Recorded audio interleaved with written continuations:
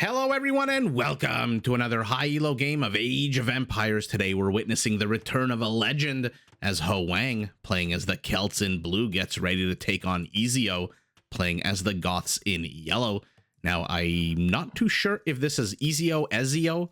If someone is familiar with how to pronounce this player's name, do let me know in the comments below. I absolutely hate to mispronounce words, names, etc. So do let me know. I know this player, I believe, is from Germany. And so that's why I said Ezio. I'm really not sure. In any event, while Ezio, and Hoang, all three of them herd their herdables, explore their immediate surroundings, make a beeline straight for their opponents, and try to go up to feudal as fast as possible. In Hoang's case, let's hope maybe castle as fast as possible. Let's take a look at the civ matchup we'll be watching today. The Celts, a civ built around their need for speed. Their lumberjacks work 15% faster, which does help them out since they like to primarily focus on siege. Their siege workshops work faster, their siege units fire faster, and all siege workshop units can be upgraded to get extra HP.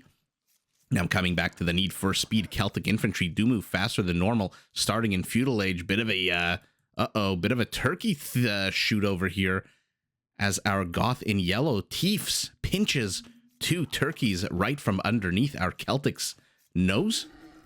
As I was saying, Celtic infantry do move faster than normal starting in Feudal Age. Their castles and towers can be upgraded to attack faster, and their unique unit, the Woad Raider, is the second fastest infantry unit in the game and comes with a good amount of HP and a pretty strong attack. Now, in order to feed a big, hungry, growing populations, the Celts can convert and steal enemy herdables even if they're standing next to enemy units. In the meantime, these players did not get the memo that I like to go into civ descriptions because Ezio is already on the warpath here, having tiefed these two turkeys wisely, by the way, sending them on different paths just in case there's a scout or any unit. Maybe not a scout because he sees the scout here, but maybe a second a militia unit or a villager. Might as well just lose one turkey instead of two, although it looks like this one is gobbling his way back to his partner here.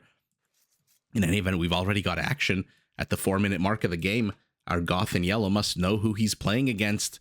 He must know the shenanigans, the siege workshop pressure that Hoang likes to get up to. So we will keep an eye on this and see exactly what happens right as the scout heads back home, huffs it home. And these are now spotting turkeys. They are designed to catch wind of any kind of forward aggression and movement out of our blue Celt, who looks like he's about to trap and kill this villager. I don't know why he's being so coy here with this scout. Stop and fight the villager, block her path, get a few whacks off, let the other villagers catch up. And it looks like Hoang's going to get the first kill of the game here against this one villager from yellow, who does end up biting the dust right at the same time as a javelina does the exact same thing. And now Hoang is going to whack away at this infrastructure. Nothing too crazy as Ezio's scout heads home. Now the Goths, about as single-minded as any civilization can get in this game. They basically live, eat, pray, and die, worshipping one building, one structure alone. I am, of course, talking about the barracks. These structures start at the game working 20% faster, can be upgraded to work more than 200% faster, which is great for the Goths because in Imperial, they do get 10 extra population space to spam their infantry. Now, speaking of that infantry, all Gothic infantry units get progressively cheaper until Imperial when they're discounted by a massive 35%, and they all get a progressive attack boost against buildings, which makes them quite good at taking down castles and structures in the late game, kind of like the Goths in real life. Now, the Goth barracks itself can also be upgraded to train the unique unit of the Goths, the Huskarl. This is a decent infantry unit with one set of skill. Think Liam Neeson in Taken, and that skill set is killing archers. Huskarls come with a big attack bonus against archers and base pierce armor that makes them basically immune from archer fire. Now, to support a big, hungry Gothic population, Goth hunters are stronger, carry more, and their hunt lasts longer, and Loom is researched in under a second. So villagers are harder to kill almost I was going to say instantaneously, but I think the word I'm looking for is instantly. Also remember, loom takes it takes the exact same amount of time to research as it does to produce a villager. So having that technology available in the blink of an eye means you can get out an extra villager. That being said, it is our Celt who is now ahead 2 villagers. Ezio having opted to go up to Feudal a little bit quicker off the backs of the standard 2021 population. Hoang's already at 24. This tells me this is a player who wants to hit Feudal and then hit Castle. Hoang has been gone. I believe the last video I have of him is from February of this year, so about 5-6 months. I'm not too sure why the hiatus, what he did during the hiatus. All I know for sure is that he is playing the Celts, and he is the Celt master, and I hope we get to see some good forward aggression from him once he claws his way up to the next age. For now, though, he is still in Dark Age. Now, clicking up to Feudal off the back of 25 villagers. Scout is gone. Only 1 military unit left on this map, and that is the Gothic Scout, who is still herding deer. And of course, never forget the spotting turkey from our Goth. But what happened to the other turkey? Did he eat it? Did he send it home? Did it get converted and sent back? I was not paying attention. Apologies to turkey enthusiasts. In any event, a minute away from Feudal. Let's see what our Celt has. Oh, he's doubling down on the wall-offs. This is a player who wants to be aggressive or expects a huge amount of pressure, and maybe he does. Our Goth has so far proven himself to be quite aggressive, trying to sneak in a villager, although not too sneaky. Oh, let's see. Will he lose the scout? Yes, he does. And army supplies, army counts, rather, I've been told, is the proper way to say it for both players, plummets 100% to 0. And at the end of the day, look at that. Hoang will hit Feudal. He'll have the same amount of villagers as his opponent. His opponent has the gold necessary to go up to Castle, has a market going up, no secondary structure just yet. Hoang is going to hit the ground running with the same amount of food, but a little bit less gold. So at the end of the day, now it is the Goth who is 1 villager ahead. Blacksmith going down. Okay, so once this blacksmith goes up, he will be able to maybe buy food if he wants. Okay, that's what he's doing. He wants to go up to Castle. He knows who he's playing against. One of the curses, I guess, of being such a known player and having such a legendary status and track record as a Hoang playing the Celts is that players might kind of suspect the direction you're going, and so might learn to start countering it. That being said, many a player has tried to counter Hoang's Celt rush, his Siege Workshop rush. I mean, I say legendary, and I don't use my words lightly. Even Hera, the first to break 2800, the first to break 2900 elo, has an entire video on his channel about why the Hoang push is just so damn powerful. And he basically concludes that Hoang basically uses every single civilization advantage available to him in order to generate just unstoppable forward momentum.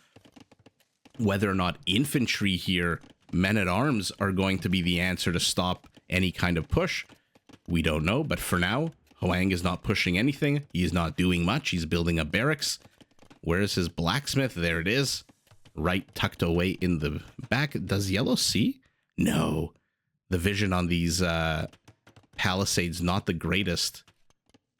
Okay, so Yellow deciding to wall off the forward portion of his base. Let's take a look at resources, as I did forget to do that. Both players will hit Castle seconds apart. Not really much of an advantage here for our Goth, although he does have the bigger military count. You're looking at it. Gold in the very forward position. Stone outside. Why did he leave the stone outside? I wonder. He has no stone back here. I mean, there's a pile outside here as well. So no castles for our Goth, and here we go. Okay. Ark of the Covenant tells us this is a monastery, as do the 2 praying hands, or high-fiving hands, depending on your social media keyboard of choice. And 2 spearmen moving at a 1.15 compared to the usual, what, 0.991. 0.9. Although these aren't spearmen. In any event, Celt infantry, as I mentioned, do move faster, starting in Feudal Age 15% faster. So monks are coming out. More spearmen. An interesting choice against the Goths. You know there's probably going to be some kind of man-at-arms. Long swordsman en route. So spearmen, maybe he expects some knights. In any event, there we go. Oh man, we missed this. We missed this terribly.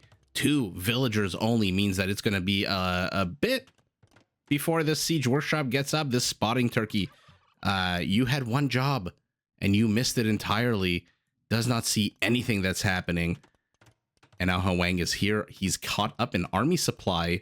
And what's the first thing? He builds a mangonel. He's going to try to bust his way in. What are the upgrades? Yellow hasn't caught wind of any of this. Again, I love what Yellow's doing. He's walling himself in because, again, he knows who he's playing against. But if you know who you're playing against, get some outposts. Put some spotting around your base. Make sure you know. But in a few microseconds... Oh my god. Oh my god, is this open?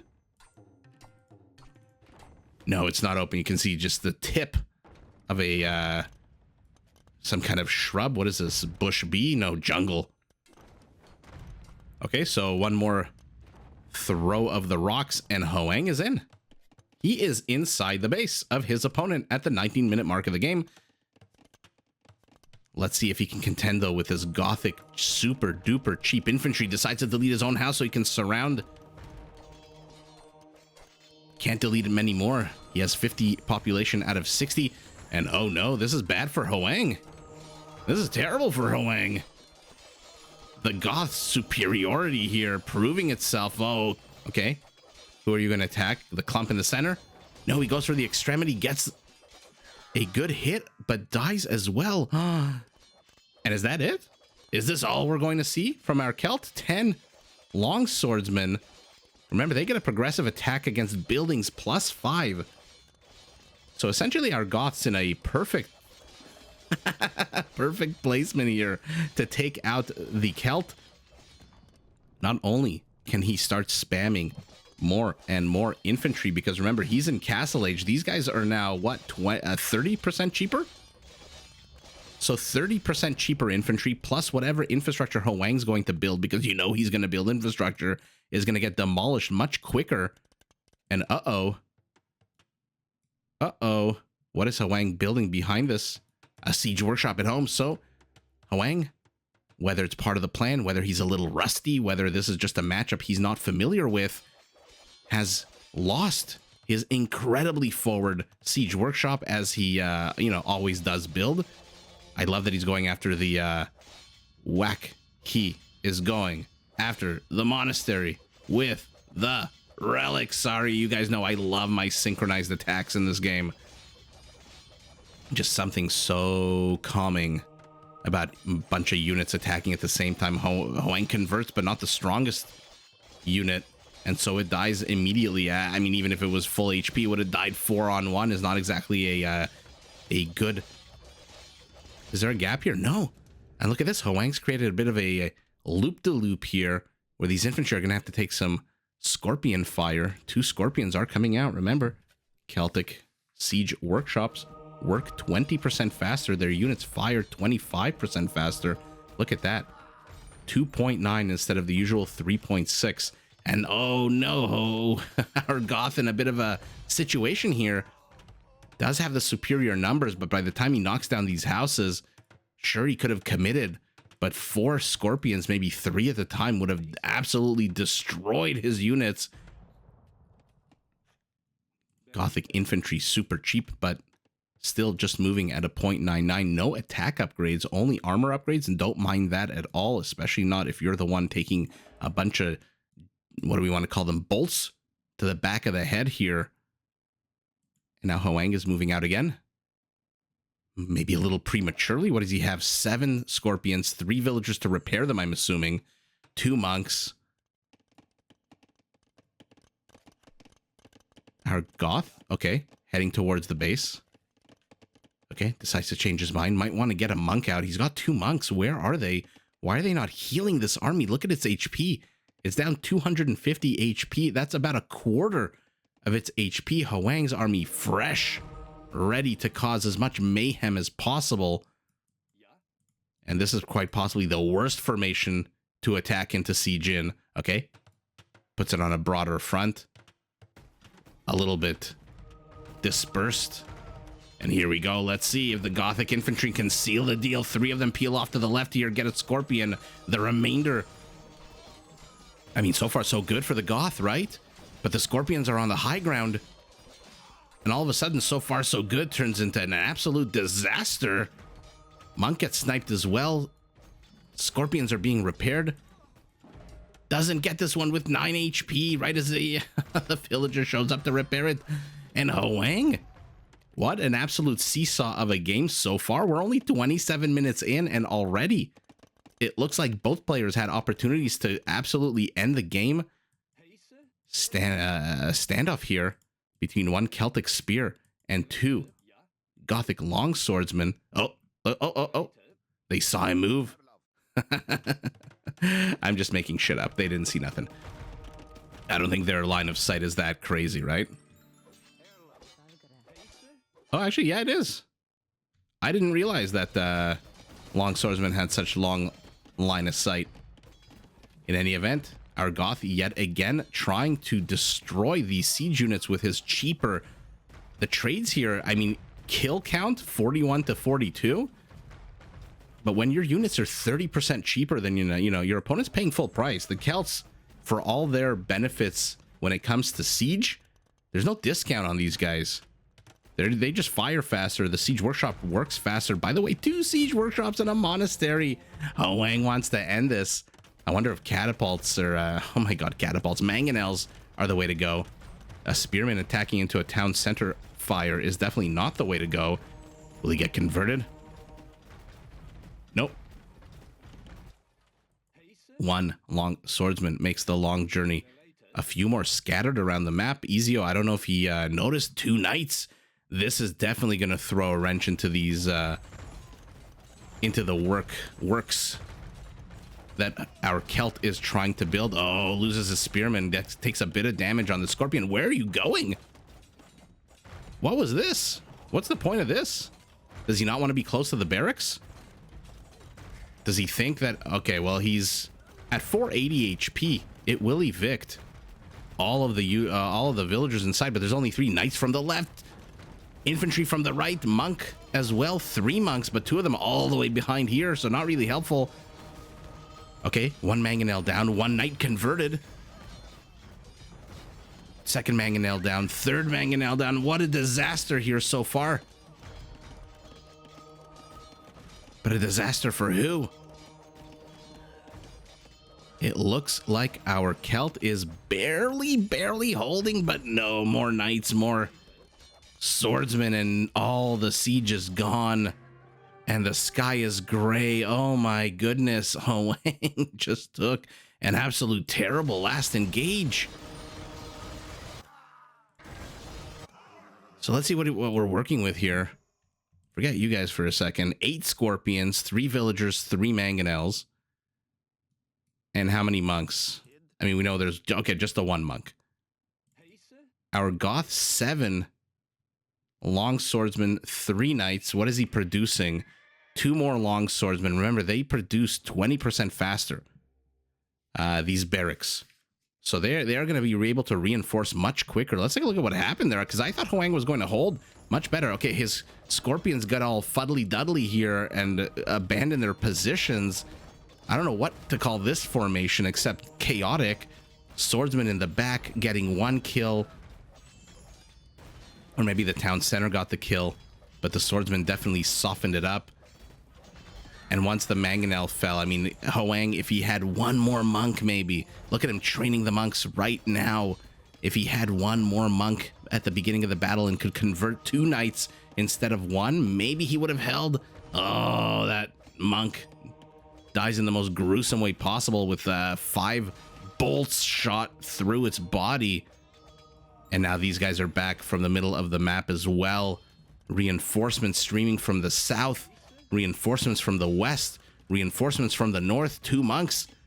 Full faith, not too sure why they're not involved in this. Maybe Ezio thought he was definitely going to win this battle, and that's all she wrote. Holy moly. At first, it looked like Hoang was going to win. Then it looked like Hoang was going to lose. Then he took a really good engage with this defensive structures here. But ultimately, despite the fact that he built 2 pretty decent-sized armies, both of them were vanquished by our Goth. 22 Scorpions, 64 Longswordsmen, PKPM at the early stages of the game for both. Economy can't be too big, too different, right? 1 relic, it looks like a piece. Current relic 0, because remember, he lost that monastery in the middle of the map. More wood for our Celt, no surprise there. More food for our Goth, no surprise there. Teefing the turkeys and their with their better hunters. Gold for our Celt, stone for our Goth. Kill count at the end of the day, pretty much identical. Villager kills identical, but wow, Hoang returns, doesn't get the W, but man, oh man, does he return in a grand fashion. And that was super duper fun. I mean, Ezio, please, again, if someone knows how to pronounce this player's name, do let me know in the comments. I absolutely hate not knowing. I would say Ezio, but I think he's from Germany and not from Italy. And so Ezio would sound kind of Italian, right? In any event, with the reinforcement from 1, 2, 3 barracks, literally Hoang couldn't have picked a worse location to engage into. Had he built it here, had he built his infrastructure here, maybe he would have stood a better chance, but a little bit too dispersed, a little bit too what was the expression I said? Fuddly duddly, the positioning of the Scorpions. And ultimately, if he had just 1 more monk out and could convert 1 more knight, maybe he would have held a little bit longer. But ultimately, it is our Goth in yellow who manages not only to stop the Celtic aggression in its tracks, but also overwhelm with these cheaper, quicker produced infantry units, showing both players actually showing us the strengths of these civilizations, which, quite frankly, I absolutely love. Doesn't matter what Elo, doesn't matter what Civ. This is exactly why I got into casting, because these Civs all have these amazing, unique features, and both of these players showed it to us. In this case, with just 4 extra villagers, it is our Goth who takes the big W. But welcome back to Hoang. Hope to see many, many more games, and GG to both players. Did you enjoy this video? Check out these other clips and make sure to subscribe and enable notifications so that you're notified of my latest uploads.